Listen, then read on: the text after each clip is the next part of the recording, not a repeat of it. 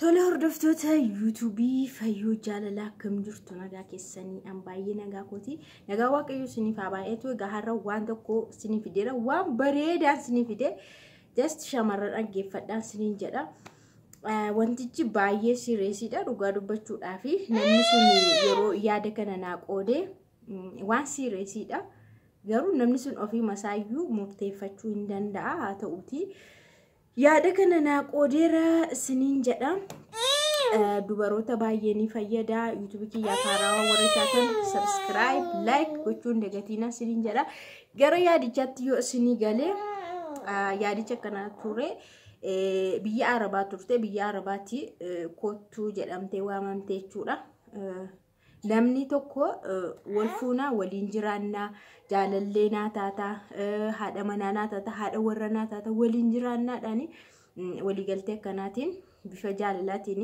biyya Arabaatti dhufte jechuudha yeroo dhuftu nama kana faana qaamaan yeroo wal argitu namni kun nama ishee jaallatudha nama yaa'u akka isheen natti himtetti jechuudha nama ishee jaallatudha sirriitti nama ammallee gaa'ela wajjin ijaarra wajjin jiraannaa jedhudha jette garuu namni kun jechuudha manallee kireeffateen qabuu naan jette eennaan hiriyoota isaa bura kan inni bulu hiriyootuma isaa faana kan inni jiraatu qofaatti hin jiraatu mana bahuufillee meeshaa tokkollee meeshaa keessa meeshaa tokkollee meeshaa mana keessaallee akka maal jedhama wandilaattee jedhama wandilaattee maal jedhama afaan oromoosaati maal akka jechuun nama qofaa jiraatu fakkeenyaaf dhiironni yeroo qofaa isaanii jiraatanii meeshaalee tokko ni qabu meeshaa kana siree televiziyoonii maal jedhama uffata keessa kaawwatan duulaaba qoomsaaxinii kana dhiironni ni qabu jechuudha dhiironni tokko darbee immoo jechuudha isarra darbee immoo dhiironni warreen nyaata faa mana keessatti illee qopheeffatanii meeshaalee xixiqqaa mana keessaa jechuudha wantoota tokko ni qabu jechuudha yaa yeroo mana bahanii wanta baay'eetu nama barbaachisa waan ta'eef hamma kibriitii irraa kaasee jechuudha hamma kibriitii irraa kaasee hin bitama waan ta'e waan hundumtuu hin bitama garuu dhiironni warri dursanii kana qaban baay'ee gaariidha jechuudha yoo mana bahan illee hin salphata jechuudha jireenyatti fufuu waan dabalataa bitatu malee gana lafarra tokko jedhanii hin ka'an jechuudha kanaaf mucaan kun gaa'ilatti gallaa jireenya eegallaa naan jedhee garuu mana ofii masaalee kireeffateen qabu waanuma tokkollee hin qabu uffata uffatu qofadha kan inni qabu yoo mana baana jennellee uffatu qofadha kan inni qabu mana baaneetu waliin jireenya keenya eegallatoo jedhameeti baasiin hundumaa kan baasu ana mucaanii idileema yeroo yerootti waan hojjetee argatu malee wanta yeroodhaan argatu tokko hin qabu jettee hojii sasalphaa hojjetamatti fakkaata akka isheen jettetti hojii guyyaa ta'uu danda'a yoo hojii ji'aallee ta'e maallaqni argatu baay'ee xiqqaadha jette kanaafuu kanaani anamma maallaqan hojjedhee dhufe sanani waliin jiraachuuf yoo waan hundumaa mana keessa guutannee isa boodammoo nan dhiphadhee itti beektu dhuguma bara kana baay'ee nama dhiphisa jireenyatu nama dhiphisa baay'ee jireenya isa akka kana ta'etu nama dhiphisa jechuudha namni akkanumaan lafaa kee dhiphata bor maaliin ta'a akkamiin ta'a bor modee bi'eerra akka dhalaata sodaa jedhu shakkiin jiramti shakkiidha jechuudha kan ishee amma dhiphisaa jiru kanaaf wantoota tokko meeshaa mana keessaa televiziyoonii siree waan sasalphaa akkana osoon ofiidhuma koo maallaqa baasee bitee mana duwwaa keetti hin galamu waan ta'eef wanta mana keessaa biradistii minaamin wantoota akka kana sinii waan akkanaa beektu gaasi yeroo mana bahan wantootuma xixiqqaa nama barbaachisu kana maallaqa osoo baasee meeshaalee kana bitee jireenya immoo waliin eegallee akkam ta'a borii hojii dhaabbataa hin qabu jette mucaan jechuudha hojii dhaabbataa tokko hin qabu waanuma argate hojjetaa jette waanuma argate yaa'u mucaan aktiiviidha waanuma yeroo yerootti argatu kana ni hojjeta jette maallaqa yeroo yerootti akka hojjetaa guyyaatti sin argata waan garaagaraa hin hojjeta garuu birriin walitti qabamee argamu hin jiru jette. Kanaaf mucaan kun garuu dhugaa dubbachuudhaaf jaalala na jaallata. Baay'ee na jaallata. Inni kun garuu na dhiphiseera. Boor iftaanii waan tokko yoo ta'e an amma maallaqa kiyyaanii baasee waan hundumaa tokko bitee waan kana godhee jireenya yoo eegalle boorri jedhee shakkii jechuudha bakka sirriitti baastee natti himachuu hin dandeenye garuu isheen kan jechaartu yaaddoodha. Boor yoo walitti buune boor yoo waan tokko ta'e boor yoo maallaqa kiyya fixee kee boor maal jetteetu boor kana yaaddofte jechuudha. Anillee akka kootti jechuudha. Akka kootti waan tokko gorseera fakkeenya garaagaraas kaaseera inni dhugaa maallaqni yoo jiraate gaariidha. Maallaqa yoo qabaatan baay'ee gaariidha. Nama fayyada jechuudha. Maallaqa malee socho'uun hin danda'amu. Maallaqa malee nyaachuu dhuguun hin danda'amu. Maallaqni bakka maallaqaan jiraatama. Namni kamuu maallaqaan jiraata. Kanaaf kan nama jiraachisu waaqadha. Haa ta'uyyuu malee waaqayyo garuu humna keessan dafqaa nyaadhaa jedheera. Hojjedhaa nyaadhaa. Harki hin hojjenne hin nyaatiin jedha wangeelli. Harki hin hojjenne hin nyaatiin jedha. Kanaafuu kana eeyyama waaqaati. Nagaa kan namaa kennu waan kana waaqan namaa kenna. Garuu sosocho'ee namni hojjete kan garaa isaatti fidu immoo namadha jechuudha. Kanaaf maaliin immoo nyaatamaa maallaqaan jechuudha. Yeroo baay'ee waaqan nama jiraachisedha. Namni dhuguma waaqan nama jiraachisa kallattii kaminu hojjechuuf illee waaqatu si gargaara. Waan kamuufi waaqa si gargaara. Haa ta'u malee atis gahee kee bahuu qabda. Gahee nama tokko gahee namarraa eegamu bahuu qabda. Malee waaqni mana kanatti osoo ani maramee cal jedhee kanatti toon taa'uuti waaqni balbala kana banee mana kana keessatti naan fidu. Dhugaa walitti himna yoonni. Mana kana banee yookaan koornisii kana gadi cabsee gadi naan harcaasu. Kun seera waaqayyoos miti. Hin hojjettaa waan hojjettuun si eebbisa waaqayyo. Oliigaa sochoota sadi sochootu si milkeessa. Kanadha. Gidduu kana jechuudha. Kanaaf mucaan kun amma kana jetteetti yaaddoo kanarra dhiphina kanarra immoo osoo natti hafee jireenyi isaayyuu maalidha? Yoo nama biraa argadhe hankanaachi immoo deebi'ee yoo hin deemes waan baay'ee yaaddee jirti jechuudha. Ani garuu fakkeenya baay'een kaaseef yeroo baay'ee miidiyaa irratti waan ilaalu jira. Namoota baay'ee waan tokko osoo hin qabaatiin miidiyaa irratti hin argitu waan tokko jechuudha. Warreen mangadaa irratti karameellaa, peestaalii waan garaagara daandii irratti gurguramu jira miti maaskii minaamin waan kana gurguranii warreen wal wajjiniin jiraatan yeroo dhagahu immoo baay'een ajaa'ibsiifadha jechuudha. Baay'een ajaa'ibsiisa. Isheenis waan akkanaa gurgurtee innis waan akka kanaa daandiirra caammaa fa'aa xaragee inni fakkeenyaaf caammaa qulqulleessee kophee baay'isee qulqulleessuun baay'ee hojii guddaadha. Baay'ee maallaqa nama argamsiisa.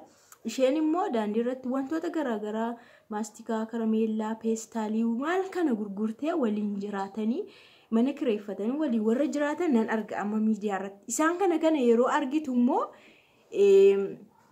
baay'ee abdii horattaa jechuudha. Isaanillee shakkii tokko malee yaaddoo tokko malee hinuma jiraatu. Baay'ee jiraatu jechuudha. Kanaafuu inni guddaanii humaa hin qabu, humaa hin hojjetu jettee nama kana dhiibinis hin shakkiinis hin jedhen gorseera. Kanaaf nama akka kana argannaani bor namni kun nama guddaa ta'uu danda'a. Namni qabeenya faana dhalatee hin jiru, namni meeshaa faana dhalatee hin jiru, namni firiijii faana gara haadha isaa keessaa bahee hin jiru, namni televezyiinii siree qumsaaxin kana kotoota sana baatee dhalatee hin jiru. Dhalatee guddatee kee lafarratti waan hundumaa argate.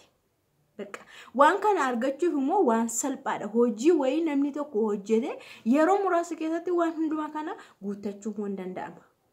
Nama ati kanadhaa sanadha jettee tuffattee dhiistee deemtee waggaa tokko booda immoo jijjiiramee si gaabbisiisuu danda'a. Dhugaa waaqa warreen kanillee waan akkanaa yoo si mudate sirriitti dhaggeeffadha. Isin gaabbisiisuu danda'a jechuudha. Har'a namni kun duwwaa ta'ee jettee yoo ati bira kuttee dhiisuu yaaltee yookaas bakka ani dhiiseen deema ammas dhaqee hojii koo hojjetadha yeroon eega namuma tokkoon eegattee osoo bira darbitee waggaa lamaaf deebitee deemtee waggaa lama gaafati dhuftumoo namni kun manallee ijaarratee waan hundumaa godhatee yoo si eege immoo hin gaabbitaa jechuudha. Baay'ee gaabbita dhugaa waaqa. Kanaaf namni kun jaalala qulqulluu wayii jiramti jaalala qulqulluu wanta as qabii achi qabii hin qabne waan ati qabdu sirraa nyaachuuf kan hin kaane yeroo sifaana dabarsuuf kan hin kaane kanarra bilisa taanan dhugaan siin jedha kolkolleedhaan hin madaalin. Tasa kolkolleedhaan hin madaalin. Bakka wantoota barbaachisu tokko waan akka sireen dirqama televizyinii yoo danda'ame isa xiqqaanis jira akka humna televizyinii yoo dhiiste iyyuu rakkoo hin qabu. Wantoota xixiqqaa mana keessa soofaa yoo dhiiste wambarii minaamin bakka hamma yerootti jechuudha. Kana goote jireenya kee yoo eegalte asis waan ta'e hojjechuu innillee akkuma amma yerootti hojjetu yoo hojjete hin beekamu. Carraan nama tokko harka namaa keessa miti harka waaqa keessa jira waan ta'eef yeroo inni itti gadhiifate waan ta'e hojjete jijjiiramu waan hin beekneef nama jaalala qulqulluu tokko sii qabu kanaan madaaltee dhabuu hin yaalin. Dhugumadha. Namni humaan hin madaalamu. Namni wanta kamiinillee hin madaalamu. Gatiin nama waaqayyoodha waan ta'eef akka kiristaanaatti jechuudha. Akka keenyatti warreen amantaa kaanii hin beeku. Namni maalumaanuu hin madaalamu. Gatii nama kan kaffalee Yesuus Kiristoos waan ta'eef kolkolleedhaan hin madaalamu. Yoo karaa madaallitti dhufne jechuudha. Kanan qabu duwwaa ta'e hiriyaa biratti galaa wayyaa bichaa qaba. Yoo amma mana baane mana duwwaatti galaa qixxarsee mana birrii ati hojjettee fidde inni immoo dachaadhaan waggaa kana waan inni hojjettee fidu hin beektu. Kanaaf amma ati waanuma kana bor jettee yaadda'uu dhiiste inni guddaan abdiidha waan ta'e abdachuudha. Bornaa darbaa maaliin ta'a jettee akkuma inni jaalala qulqulluu isa kana garuu lafa sii kaa'e jaalala qulqulluu kan humaa hin qabne kan waan ta'eef sitti hin dhiyaannerraa bilisa kan ta'e yeroodhaaf sifaana deemee wanta gara tokko jedhee maallaqa sifaana nyaachuurraa bilisa kan ta'e. Kana hundumarraa bilisa nama ta'e dhiira nama ta'e taanaan hin beekama baay'ee hin beekama yeroo tokko hin beekama.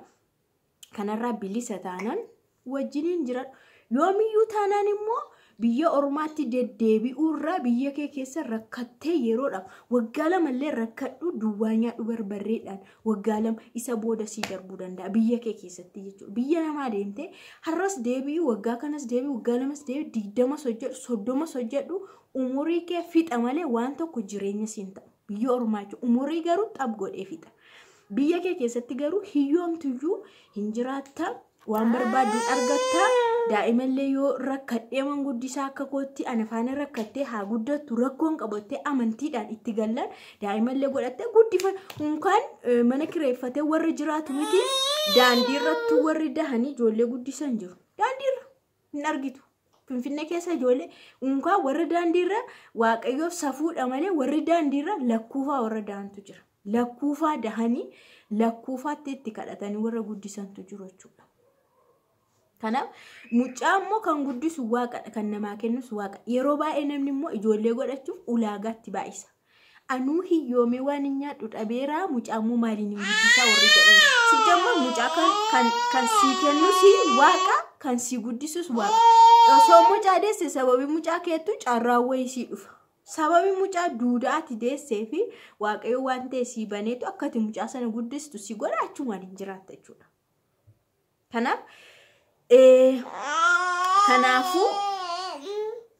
Kanaafuu nama kana ani akka kanatti angorse isinillee warreen waan akkana isin yoo mudate nama baay'ee nan beeka nama duwwaarra lafaa kee wajjiniin jireenya eegalee amma iddoo guddaa ga'e nan beeka. Nama dur yeroo walitti dhufanii firaashii tokkitti lafarra afanii mana keessa waan firiijiin waan qaxxarsa waan tiksire jedhamu hin jiru. Firaashii qofa afatanii bahanii galanii lachuu ala oolu waan ta'e hojjechaa oolu amma garuu warra jijjiiramee iddoo guddaa ga'e nan beeka.